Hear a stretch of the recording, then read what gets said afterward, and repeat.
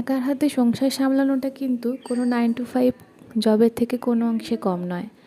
একার হাতে একটা ছোট বাচ্চা সামলানো, একটা সংসার সামলানো, কী রান্না হবে সেটা ভাবা, তার জন্য সমস্ত কিছু প্রিপেয়ার করে রাখা, টাইম মতো সবাইকে খেতে দেওয়া, ঘরদোর পরিষ্কার করা, বাচ্চার সাথে টাইম স্পেন্ড করা, সমস্ত কিছু ছোট থেকে ছোট, সকাল থেকে রাত অবধি ছোট ছোট প্রয়োজনগুলো সবার মেটানো, এটা কি কোনো একটা কম দায়িত্বের বিষয়?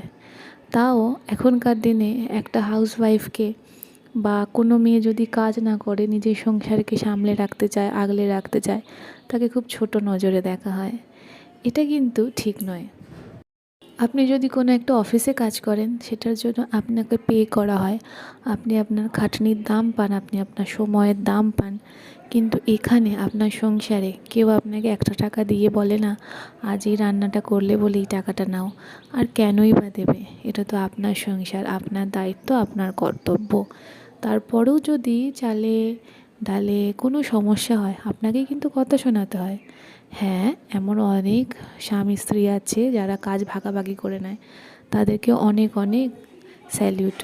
কারণ স্বামীর দায়িত্ব শুধু রোজগার করা নয়, আর স্ত্রীর দায়িত্ব শুধু ঘর সামলানো নয়, দুজনকেই দুজনের সাথে নিয়ে ঘরটাকে সামলাতে হবে, সংসারটাকে সামলাতে হবে। ভালোবাসা দিলে কিন্তু ভালোবাসা অবশ্যই পাওয়া যায়। একটা সংসারকে ভালোবাসা দিলে সংসার কিন্তু আপনাকে তার 10 গুণ ভালোবাসা ফিরিয়ে দেবে।